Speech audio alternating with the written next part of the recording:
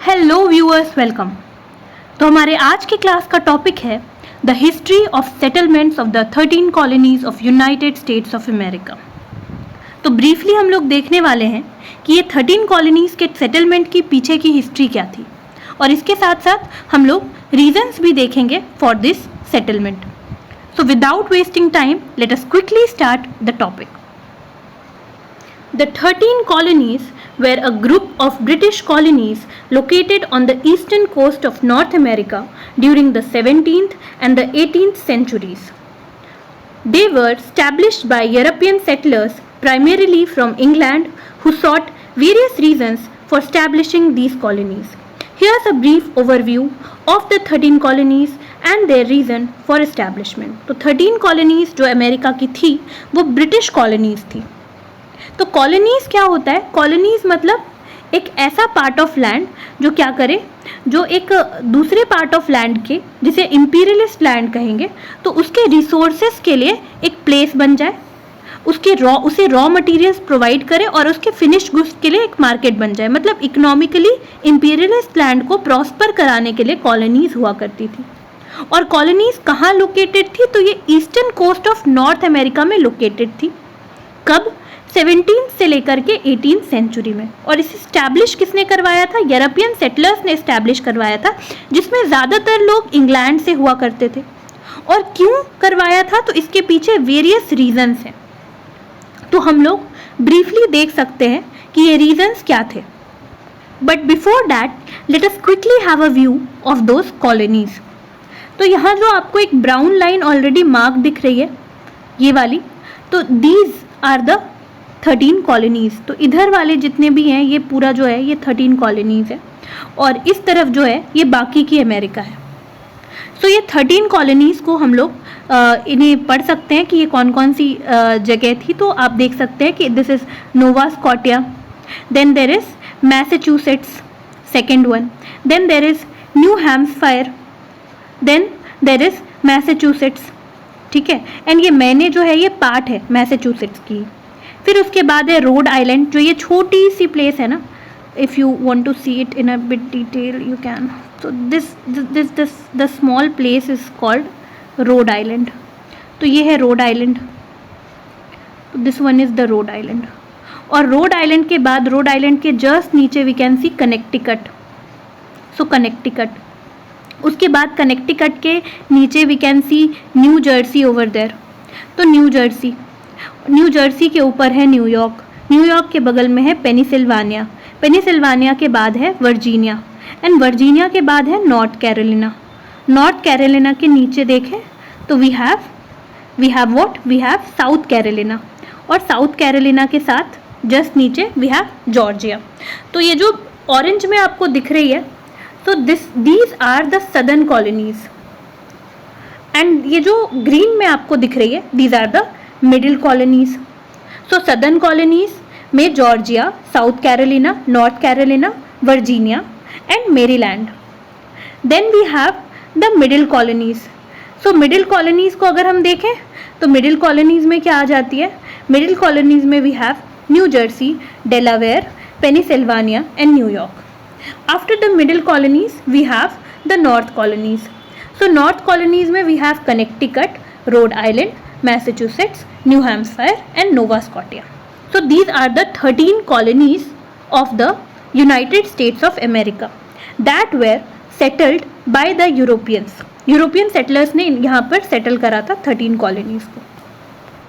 So having an overview of the colonies and their establishment, we have first in the series that is Virginia.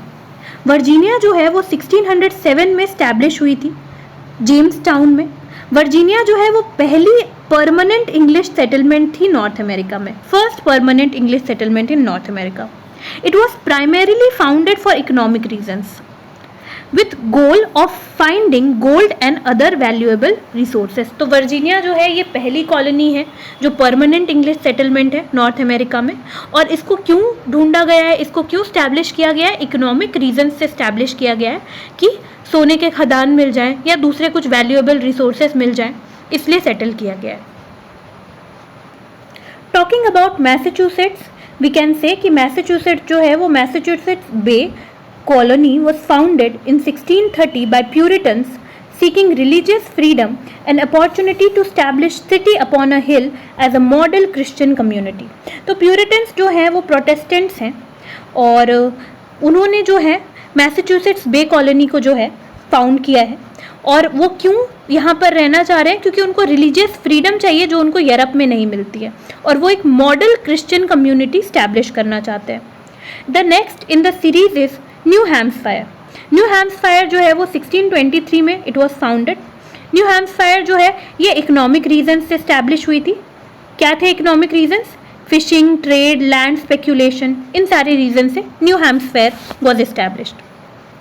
Then comes the Maryland. Maryland 1632 में it was founded as a haven for English Catholics facing religious persecution.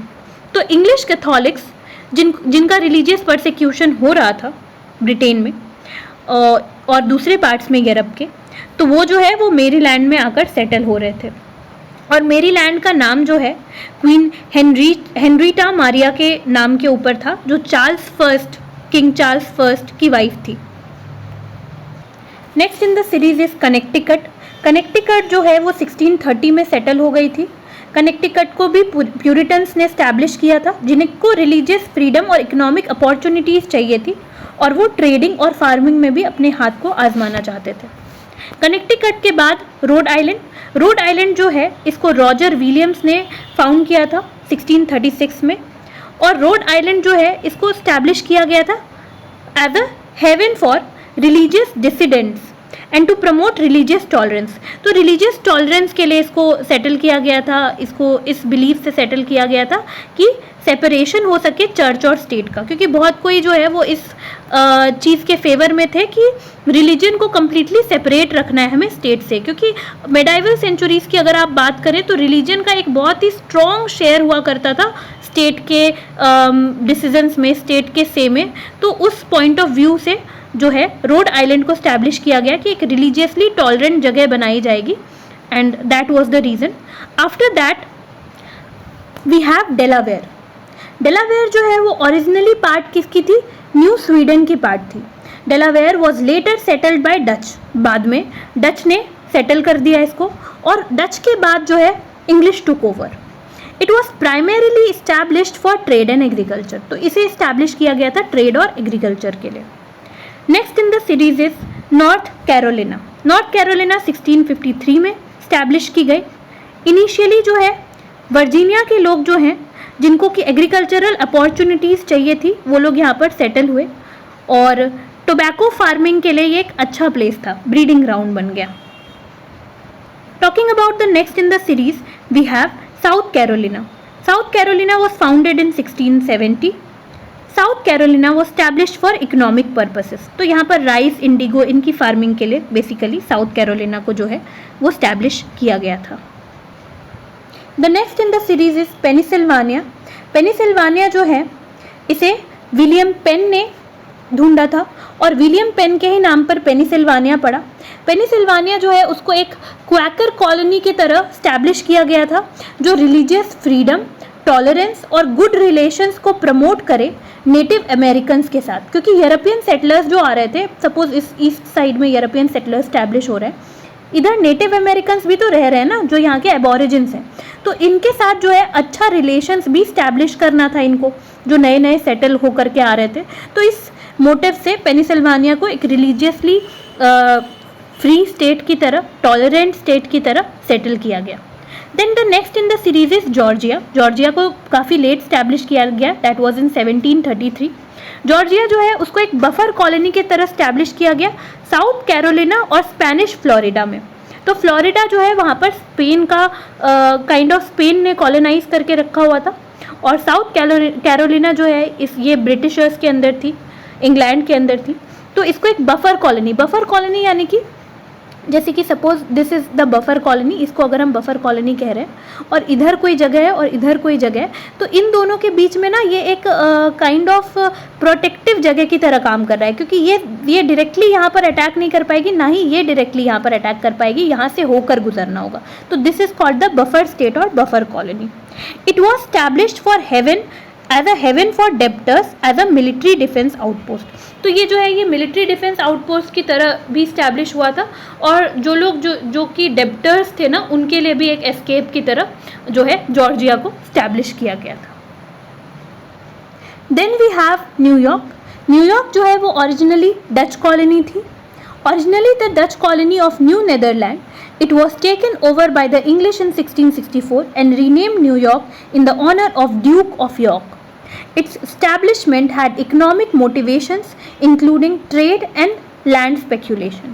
तो New York जो है ये एक originally Dutch colony थी, इसका नाम new Netherland था, और इसको जो है बाद में इंग्लिश ने अपने टेक ओवर कर लिया इस पीस ऑफ लैंड को 1664 के ईयर में, और इसको रीनेम कर दिया न्यूयॉर्क। न्यूयॉर्क जो है वो यॉर्क के ड्यूक के नाम पर पड़ा था, उनके ही ऑनर में पड़ा था, और इसके इस्टेब्लिशमेंट के पीछे का कारण इकोनॉमिक मोटिवेशन था, ट्रेड, लैंड स्पेक्यूलेशन, ये रीजंस थे।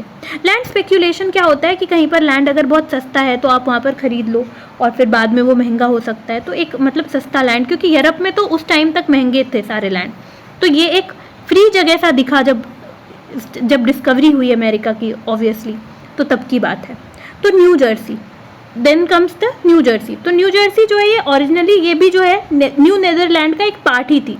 तो न्यू जर्सी जो है उसको जो है ग्रांट कर दिया गया था लॉर्ड जॉन बर्किले को और सर जॉर्ज कार्टेरेट को 1664 में, इन दोनों को जो है न्यू जर्सी दे दिया गया था। It was established for economic reasons, और इसमें जो है डाइवर्स ग्रुप ऑफ सेटलर्स जो है उनको अट्रैक्ट किया न्यू जर्सी ने। Having done with the colonies की ये 13 कॉलोनीज़ कौन कौन सी थी, इनके मेन रीजंस क्या थे इस्टेब्लिशमेंट के, हमें ब्रॉडली 2 ही रीज़न दिख रहा है। पहला तो रिलीजियस फ्रीडम के लिए और दूसरा इकोनॉमिक गेन्स के लिए लोग जो हैं यहाँ पर सेटल हो रहे हैं। बट इससे पहले हमें जानना है कि एग्जैक्टली क्या हुआ जो अमेरिका डिस्कवर हो गया, क्योंकि अमेरिका के डिस्कवर होने के बाद ही सेटलमेंट हुई। तो ये जानने के लिए कि क्यों सेटलमेंट हो रहा है, उससे पहले हमें ये जानना होगा कि अमेरिका डिस्कवर कैसे हुआ, अचानक से क्यों सेटलमेंट हो रहा है, क्योंकि एक नया पार्ट ऑफ लैंड मिला है। तो लेट अस अंडरस्टैंड कि अमेरिका की डिस्कवरी के पीछे क्या रीज़न था। तो through this map we are trying to understand कि आखिर अमेरिका की डिस्कवरी इतनी इम्पॉर्टेंट क्यों थी। तो ये जो है ये eastern part of the world की एक मैप है, और आप देख सकते हैं कि यूरोप जो है वो यहाँ पर सिचुएटेड है, इन दिस एरिया। इंडिया कहाँ सिचुएटेड है, यहाँ। इनिशियली एंशिएंट टाइम से ही इंडिया यूरोप के लिए काफ़ी इम्पॉर्टेंट रही है, अपने स्पाइसेस के लिए, अपने पर्ल्स के लिए ये जानी जाती थी।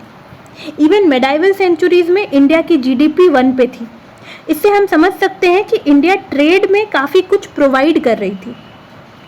प्लस यहाँ पर इस जगह चाइना और सिल्क रूट भी है, तो वो भी एक अच्छा पॉइंट ऑफ व्यू था कि यूरोप के साथ कैसे ये लोग इंटरैक्ट करते। तो इनिशियली आप देख सकते हैं कि यूरोप जो है through this red lines you can see कि यूरोप जो है वो क्या कर रहा है, वो इंडिया कैसे आ रहा है और कैसे जो है वो रिलेशंस हो रहे हैं। Let me clear it for you to see it properly. तो आप यहाँ पर देख सकते हैं ये जो रेड लाइंस दिख रहे हैं आपको, तो these are what, these red lines are trade routes. तो आप देख पा रहे हैं कि अलग अलग कैसे इंडिया आने के लिए क्या क्या ट्रेड रूट्स हैं और कहाँ कहाँ को जा सकते हैं। आप देख सकते हैं कुछ इंपॉर्टेंट जगहों के नाम, जैसे कि ये जो है ये वाला पाथ जो है दिस इज सिल्क रूट। तो ये आप देखिए बैक्ट्रिया को होकर गुजर रहा है, होटान को होकर गुजर रहा है, फिर यहाँ से जो है कैलकटा भी कनेक्टेड है आगे जा कर के। फिर आप यहाँ पर देख सकते हैं कि एक बुखारा समरकंद होते हुए भी ट्रेड रूट जा रहा है। तो यूरोप जो है इन रूट से क्या किया करती थी, इंडिया से ट्रेड करती थी, और ये जो है साउथ ईस्ट ऑफ एशिया से ट्रेड किया करती थी। और ये ट्रेड काफ़ी प्रॉफिटेबल था, क्योंकि यूरोप जो है वो डिफरेंट लैटिट्यूड में है, तो काफ़ी कुछ जो यूरोप में नीडेड था वो जो है वो इन एरियाज़ में यूरोप को काफ़ी ईजिली मिल जाया करता था। अभी जैसे कि स्पाइसेस काफ़ी डिमांड में थी यूरोप में, तो इसका मेन रीज़न क्या है कि यूरोप जो है ना वो नए क्या हो गई थी, एक इंडस्ट्रियल इकनॉमी बनी थी। इंडस्ट्रियल इकनॉमी बनने की वजह से लोगों की जो स्टैंडर्ड ऑफ लिविंग है, स्टैंडर्ड ऑफ लिविंग जो है ये काफ़ी ज़्यादा इम्प्रूव कर गई थी। स्टैंडर्ड ऑफ लिविंग इम्प्रूव करने की वजह से लोग नॉनवेज बहुत ज़्यादा कंज्यूम करने लगे थे। तो नॉनवेज को इनिशियली एज अ प्रिजर्वेटिव जो है, ये मसाले जो हैं, स्पाइसेस जो हैं, इनको initially as a preservative use किया जाता था।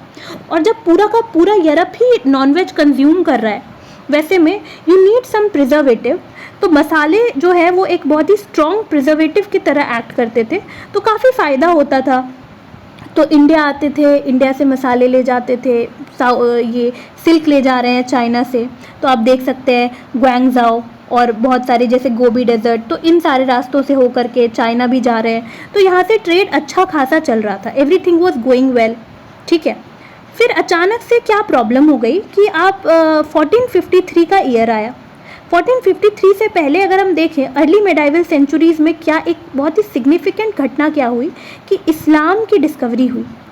इस्लाम की डिस्कवरी हुई इनिशियली, और उसके बाद फिर इस्लाम को जो है स्प्रेड करने की बात आई।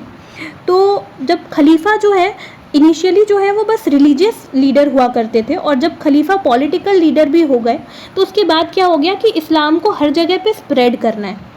तो इस्लाम की डिस्कवरी कहाँ हुई है, इस्लाम को कहाँ पर ढूंढा गया है, तो इस्लाम को अरेबिया में ढूंढा गया, अरब लैंड में ढूंढा गया। और फिर जब खलीफा जो है वो पॉलिटिकल लीडर ही खलीफा बनने लगे, तो उसके बाद उन्होंने क्या कहा कि इस्लाम को अलग अलग जगह पे स्प्रेड करना है। तो ये लोग इस्लाम, लाइट ऑफ इस्लाम को लेकर के क्या करने लगे, ये लोग जो है इंडिया भी आए, काफ़ी सारे इस्लामिक मिशनरीज़, और इधर उधर भी गए, सारे तरफ गए। तो ऐसे में कुछ जो है वो यहाँ भी जा रहे हैं। तो अगर हम ध्यान से देखें कि ये कौन सा प्लेस है तो हम बेटर समझ पाएंगे। तो एक जो है, एक ब्रांच ऑफ ऐसे प्रोपेगेटर्स जो है इस्लाम के, वो जो है वो आपको इधर भी जाते हुए दिखेंगे। तो ये जो जगह है, ये प्रॉपर शायद आपको नहीं दिख रहा होगा, तो दिस इज़ कॉन्स्टेंटिनोपल। तो कॉन्स्टेंटिनोपल जो है, यहाँ पर जब ये लोग चले गए, तो यहाँ पर जो है 1453 में इस्लामिक प्रोपेगेटर्स ने कॉन्स्टेंटिनोपल को जो है वो ऑक्यूपाई कर लिया। कॉन्स्टेंटिनोपल को ऑक्यूपाई कर लिया, इसका क्या मतलब है, यहाँ पर जो है 200 ईयर्स की वॉर हुई थी, क्रूसेड्स हुआ था। तो 200 ईयर्स तक इस्लामिक और क्रिश्चियन फोर्सेस में वॉर हुई, और फाइनली जो है इन्होंने कॉन्स्टेंटिनोपल को ऑक्यूपाई कर लिया इस्लामिक फोर्सेस ने। तो ये क्यों ज़रूरी है हमारे लिए जानना, क्योंकि उसी के दौरान क्या हो रहा था कि आप देख सकते हैं कि अरेबिक जो लैंड है, अरेबिक जो लैंड है, तो ये जो है ये कम्प्लीटली कहीं ना कहीं बीच में आ गई इंडिया और यूरोप के। If we take a zoomed out view तो हमें प्रॉपर पता चलेगा। तो ये जो यूरोप है और ये जो इंडिया है या ये जो चाइना है, तो यूरोप जो है वो काफ़ी ट्रेड कर रही है सिल्क में, स्पाइसेस में, इंडिया, चाइना और बाकी साउथ ईस्ट एशिया के साथ। तो जब अरेबिया में जो है इस्लाम का परचम लहरा गया, कॉन्स्टेंटिनोपल तक जो है स्प्रेड हो गया, तो फिर ये क्या हो गया ना कि अरब जो है वो मिडिल मैन की तरह एक्ट करने लगे, अरब्स यूरोप और इंडिया के बीच में। तो सपोज़ इंडिया से कुछ 5 रुपये में लिया और उधर 500 में बेच दिया, तो काफ़ी लॉस लगने लगा यूरोपियंस को। एंड वी नो कि नेसेसिटी क्या है, necessity is the mother of all inventions, so that is a very true saying. तो क्या हो गया कि उसके बाद यूरोप में बहुत सारे राजा ऐसे आए जिन्होंने क्या कहा, जिन्होंने फंडिंग की कि आप इंडिया के लिए, आप साउथ ईस्ट एशिया के लिए क्या करो, ट्रेड रूट्स ढूंढो, और बहुत ही मतलब जम के फंडिंग की, हेनरी द नेविगेटर और बहुत सारे लोगों ने फंडिंग की। तो ऐसे में जो क्या हुआ कि लोग जो है वो इंडिया ढूंढने लगे। तो वास्को डी गामा ने एक्चुअली इंडिया ढूंढा। तो एक इंडिया के लिए जैसे आप देख सकते हैं यहाँ पर सी पाथ यहाँ पर बनाया गया है, जो एक रेड सी से होते हुए गुजर रहा है इंडिया। फिर और भी बहुत सारे पाथ हैं, एक अफ्रीका को जा रहा है, एक आगे बढ़ के चाइना के कैलकटा भी जा रहा है, और चाइना के भी प्रोविंसेस में जैसे ग्वांगझाओ में जा कर के डील कर रहे हैं, एक स्ट्रेट ऑफ मलक्का से होकर के गुजर रही है। तो ये जो सी रूट्स है ये ढूंढना शुरू हो गया कि क्योंकि इतना लॉस नहीं सह सकते, क्योंकि मसाले तो हमको चाहिए, सिल्क तो हमको चाहिए, बट इतना लॉस नहीं सह सकते कि Arabians as a middle man काफ़ी लॉस दे रहे थे यूरोपियंस को। तो ऐसे में इन्होंने जो है इंडिया के लिए सी रूट्स को ढूंढा। वैसे में ही जिन दौरान ये सारे डिस्कवरीज चल रहे थे और सी रूट्स ढूंढा जा रहा था, तो वी नो कि कोलंबस नाम के कोई आए और उन्होंने जो है वो इंडिया ही ढूंढने निकले। बट सपोज़ ये इंडिया है, this is Europe and this is Arab, तो इधर यहाँ पर अमेरिकाज थी। तो ये जो है ना, कोलंबस जो है वो यूरोप से इधर नहीं आकर के वो इस तरफ आ गए, और इस तरफ आते हैं तो वो अमेरिकाज पहुँच जाते हैं इंडिया के बदले। And this is how Americas की डिस्कवरी हो गई. तो let us see a brief story regarding this. So this is a story about the discovery of America. Christopher Columbus discovered America in 1492. We don't know much about the man. He was born in Italy but lived in Spain for a long time. He was a seaman and made many sea voyages. तो Christopher Columbus जो है उन्होंने America की discovery की है 1492 में. इसको लेकर के एक शॉर्ट स्टोरी थी जो मैंने ऑलरेडी नरेट कर दिया. और फिर हमें इनके बारे में कुछ बहुत ज़्यादा नॉलेज नहीं है, बट इतना पता है कि ये इटली में इनका जन्म हुआ था, बट ये स्पेन में रहा करते थे और इसीलिए इनकी जो सी वॉयज थी उसको फंडिंग भी स्पेन से ही मिली थी. Most people in Columbus days thought that the earth was flat. उस समय मेडिवल एजेस में ऐसा माना जाता था कि अर्थ जो है वो क्या है, वो फ्लैट है. And they did not believe that beyond the Atlantic ocean ले इंडिया. और वो लोग नहीं मानते थे कि अटलांटिक और ओशन के बियॉन्ड जो है वो इंडिया है. 1492 में क्या हुआ, the king and the queen of Spain gave him money to go to India. तो हमने देख लिया कि इंडिया को लेकर के इतना क्वेस्ट क्यों है, क्योंकि मसाले चाहिए और चीज़ें चाहिए, तो उसके लिए सी रूट ढूंढना है. तो इनको जो है स्पेन के किंग और क्वीन ने पैसे दिए कोलंबस को कि आप इंडिया ढूंढो. कोलंबस ने डिसाइड किया कि वो वेस्ट की तरफ सेल करेंगे, क्योंकि उनको जो है काफ़ी ज़्यादा विश्वास था कि प्लैनेट जो है वो फ्लैट नहीं होकर के राउंड है. तो उनको लगा कि वो वेस्ट जाते जाते जाते जाते फाइनली इंडिया पहुंच जाएंगे. तो there were 3 caravels, the Santa Maria, the Nina and the Pinta. After sailing 4,000 miles, he reached some land. तो 4,000 माइल्स तक सेल करने के बाद वो किसी लैंड पे पहुंचे. क्रिस्टोफर कोलंबस को लगा कि ये इंडिया है, but it was not. It was a new land, a new continent. It was America. ये क्या था, ये एक नया लैंड, नया कॉन्टिनेंट था, ये अमेरिका था. Columbus named the land that they had reached San Salvador. People began to speak about the land as the New World. क्योंकि इंडिया ढूंढ रहे थे बट कुछ नया ही मिल गया, तो लोग कहने लगे new world. European people came to know about the new world for many reasons. Some hope to find gold and silver. जैसा हमने ऑलरेडी डिस्कस कर लिया उन 13 कॉलोनीज के सेटलमेंट के पीछे के रीजंस को जब शॉर्टली डिस्कस किया है हमने, तो उसमें हमने सब में कुछ रीजंस कॉमन ढूंढा. क्या कि लोग इकोनॉमिक गेन्स चाहते थे, गोल्ड या सिल्वर ढूंढ ले.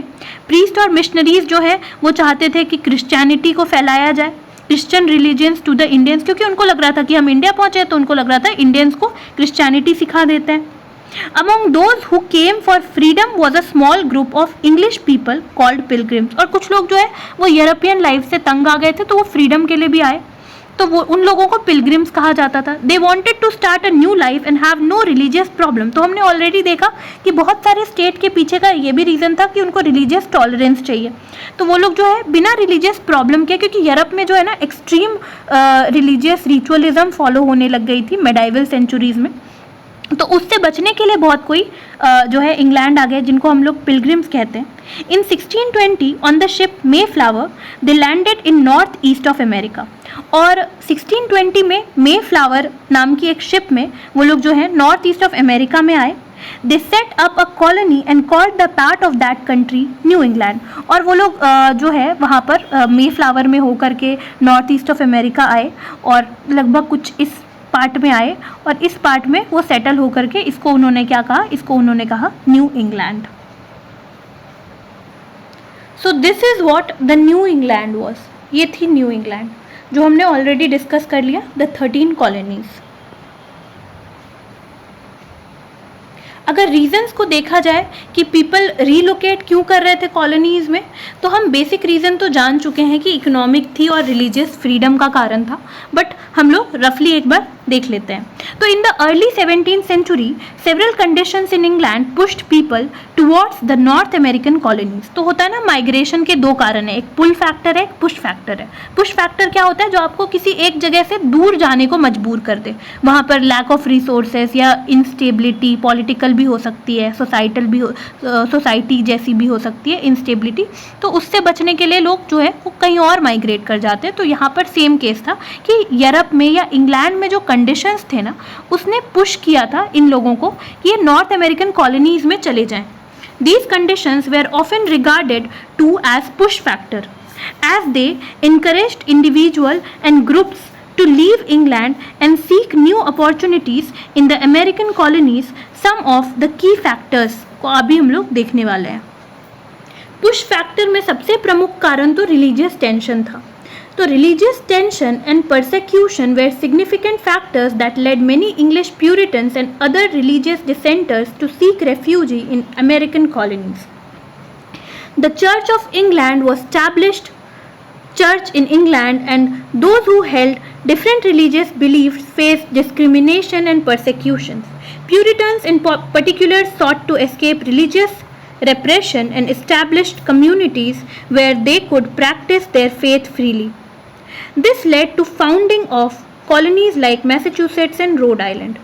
तो यहाँ पर क्या कहा जा रहा है कि रिलीजियस परसिक्यूशन एक बहुत ही मेजर रीज़न थी कि जिस वजह से लोग जो हैं इंग्लैंड से माइग्रेट करके नॉर्थ ईस्ट ऑफ अमेरिका में सेटल कर रहे हैं. क्योंकि जो इंग्लैंड की चर्च थी ना वो कैथोलिक थी, और वो कोई भी ऐसे इंसान जो डिफरेंट व्यू को रखते थे तो कैथोलिक इज़ व्हाट, जो कि स्ट्रिक्टली क्रिश्चियनिटी को फॉलो करें, और प्यूरिटन्स जो हैं ये प्रोटेस्टेंट्स हैं. तो इन्होंने ये जो है ना ये थोड़ा लिबरल फॉर्म को फॉलो करते हैं अगर हम लोग रफली जानना चाहें तो. जो भी प्यूरिटन्स थे जो थोड़े लिबरल फॉर्म को फॉलो करते थे या जो गलत प्रैक्टिसेस को क्वेश्चन करते थे, जैसे कि गलत प्रैक्टिसेस की बात अगर करूं तो गलत प्रैक्टिसेस क्या थी, जैसे एक एग्जांपल हम लोग ले सकते हैं कि सेल ऑफ लेटर ऑफ इंडल्जेंसेस. तो क्रिश्चियनिटी में मिडाइवल सेंचुरी में यूरोप में क्या हो रहा है कि आप अगर कुछ गलत कर रहे हो तो आप चर्च को क्या कर सकते हो, डिक्लेयर कर सकते हो कि मैंने ये किया, और आपको जो है आपके कह सकते हो कि आपके पाप से आपको मुक्ति मिल जाएगी. आपको जो है ऐसा होता था कि आप कुछ पैसे दे दो और आपका जो भी रॉन्ग एक्शन है या रॉन्ग एक्शन का जो भी फ्रूट है वो किसी और पर शिफ्ट कर दिया जाएगा उस पैसे के बदले में. तो ऐसी चीज़ें हो रही थी. सेल ऑफ लेटर ऑफ इंडल्जेंसेस एक एग्जाम्पल है. तो ये सारी चीज़ों पर जिन्होंने क्वेश्चन उठाया दोज वेर कॉल्ड प्रोटेस्टेंट्स. और प्रोटेस्टेंट्स जो हैं वो उनको बड़ा ही परसेक्यूशन फेस करना पड़ा और डिस्क्रिमिनेशन हो रहा है, तो वो चाहते थे कि इस रिलीजियस रेप्रेशन से वो कहीं दूर जाएं और फ्रीली किसी जगह पे जाएं जहाँ पर वो अपने फेथ को बड़े ही अच्छे तरीके से जैसा उन्हें मन है वो वैसे स्टैब्लिश करें और वैसे प्रैक्टिस करें. इन डिमांड्स की वजह से ही मैसाचुसेट्स और रोड आइलैंड जो है वो फॉर्म हुई थी, वहाँ पर सेटलमेंट हो पाई थी. The second reason is economic hardship. तो पॉवर्टी, अनएम्प्लॉयमेंट, अपॉर्चुनिटी की कमी होना, इन वजह से भी लोग जो है वो एमिग्रेट करने लगे अमेरिकन कॉलोनीज़ में कि नया जगह होगा तो कुछ बेटर लाइफस्टाइल मिलेगी. क्योंकि इन्हें पता था कि लैंड अवेलेबल है, इकोनॉमिक रिसोर्सेज के इकोनॉमिक सक्सेस के कॉजेज़ थे, पोटेंशियल था कि क्योंकि नया लैंड है वहाँ पर चीज़ें मिलेंगी, तो लोग सोच रहे थे कि ट्रेड कर सकते हैं, एंटरप्रेन्योर बन सकते हैं, इसलिए भी बहुत सारे सेटलर्स आए थे. This was the second important reason. Third important reason being the political instability. तो इंग्लैंड ने जो है वो काफ़ी ज़्यादा पॉलिटिकल टर्मोइल यानी कि पॉलिटिकली बहुत ही अशांत जगह हो गई थी, बहुत ही इनस्टेबिलिटी आ गई थी इंग्लैंड में. स्पेशली अर्ली 17th सेंचुरी में अगर बात करें तो इंग्लिश सिविल वॉर हुई जो 1642 से 1651 तक हुई. उसके बाद किंग चार्ल्स वन का जो है वो एग्जीक्यूशन हो गया 1649 में ड्यूरिंग द सिविल वॉर ही. और इन इवेंट्स की वजह से क्या हुआ कि एक अनसर्टेन पॉलिटिकल क्लाइमेट क्रिएट हो गया. तो कुछ लोग जो हैं उनको स्टेबल और पीसफुल इन्वायरमेंट की तलाश में जो है वो इंग्लैंड से जो है वो कहीं और सेटल होने की सोचने लगे. The next cause is land enclosure and displacement. In England, the process of land enclosure, where common lands were enclosed and privatized, led to the displacement of rural population. Many landless or dispossessed individuals saw the American colonies as a place where they could acquire land and start anew. तो क्या हो रहा था England में, क्या हुआ था land enclosure, क्योंकि इंग्लैंड में जो है इंडस्ट्रियल रिवॉल्यूशन से पहले एग्रीकल्चरल रिवॉल्यूशन हुआ था. और एग्रीकल्चरल रिवॉल्यूशन में क्या कहा गया था कि बहुत सारे कॉमन लैंड को एक लैंड, बहुत सारे छोटे छोटे फ्रैगमेंटेड लैंड को एक लैंड होल्डिंग बना करके प्राइवेटाइज कर दिया गया था, जिस वजह से क्या हो गया बहुत सारे रूरल पॉपुलेशन जो है उनका डिस्प्लेसमेंट हो गया. ये लोग लैंडलेस हो गए और डिस्पोजेस्ड हो गए. तो इनको लगा कि अमेरिका चले जाएंगे तो वहाँ पे एक नया लैंड मिल सकता है जिसे हम एक्वायर कर लेंगे और एक नए सिरे से जीवन की फिर से शुरुआत होगी. The next in the series is death and indentured servitude. कुछ इंडिविजुअल्स ऐसे थे जिन पर काफ़ी ज़्यादा डेट था, काफ़ी ज़्यादा लीगल ट्रबल्स फेस कर रहे थे वो लोग इंग्लैंड में, और उनको लगा कि वो जो हैं कॉलोनीज़ में जा कर के वो क्या कर सकते हैं, उनको इस डेट से छुटकारा मिल जाएगा। तो in exchange for a period of service they could receive passage to a new world and hope of fresh start. तो वो लोग भी फ्रेश स्टार्ट के होप से क्या करते हैं कि वो लोग भी इंग्लैंड छोड़ करके अमेरिका आने की कोशिश करते हैं। Next is adventure and exploration. तो कुछ लोग ऐसे थे जो एडवेंचर की स्पिरिट में आए कि हम एक्सप्लोर करेंगे कि कैसा जगह है, कैसे हम इमिग्रेट करेंगे। तो उनका इमिग्रेशन का रीज़न था एक्सप्लोरेशन। तो वो लोग चाहते थे कि अननोन जगह को जा कर के देखें, है ना, और पार्टिसिपेट करें नए जगह के, वहाँ पर जा कर के उसके कॉलोनाइजेशन में, उसको कॉलोनाइज करें। ठीक है, तो इस वजह से बहुत सारे लोग जो हैं वो अमेरिका आते हैं इंग्लैंड से। Escape from crime and punishment. तो बहुत सारे ऐसे लोग थे जो कि एक हार्श पनिशमेंट से बचना चाहते थे। इंग्लैंड में एक क्रिमिनल की लाइफ जी रहे थे, उन पर क्रिमिनल चार्जेस थे, तो उनको लगा कि इस पनिशमेंट से बचने के लिए भी अमेरिका जाना ठीक है। तो वो लोग भी जो है एक नए स्टार्ट करने के लिए जो है अमेरिकन कॉलोनीज़ में माइग्रेट कर जाते हैं। फाइनली इन पुश फैक्टर्स ने जो है, ये सारे जितने पुश फैक्टर को हमने डिस्कस किया, जो लार्जली जो है इकोनॉमिक हेड के अंदर और रिलीजियस हेड के अंदर आती है, या फिर फ्रीडम के हेड के अंदर आ जाती है for the criminals and all. तो हम लोग ये देख सकते हैं कि पुश फैक्टर जो है उसने क्या किया, उसने significant wave of immigration create किया नॉर्दर्न अमेरिकन कॉलोनीज़ में 17th सेंचुरी के दौरान। और समय जब बीता तो ये सेटलर्स जो हैं और इनके जो डिसेंडेंट्स थे, उन्होंने काफ़ी क्रूशियल रोल प्ले किया कि वो कल्चर, रिलीजन, इकोनॉमिक और पॉलिटिकल लैंडस्केप को कॉलोनी के जो हैं वो उन्होंने अल्टीमेटली कंट्रीब्यूट किया। और इस वजह से जो है धीरे धीरे फाइनली फिर इंग्लैंड के अगेंस्ट इन्होंने वॉर डिक्लेयर कर दिया और फिर ये इंडिपेंडेंट हो गए। एंड देन वो establish the United states of America, जिसमें इनिशियली 13 कॉलोनीज़ जो है वो 13 स्टेट्स उभर करके आई अमेरिका की। So this is the history of establishment of 13 colonies of America, और क्यों स्टैब्लिश हुआ, कैसे स्टैब्लिश हुआ। So we have tried to went into each topic separately. I hope you enjoyed the class and you learned something interesting. For more such videos, stay tuned, keep watching and keep supporting. Thank you so much.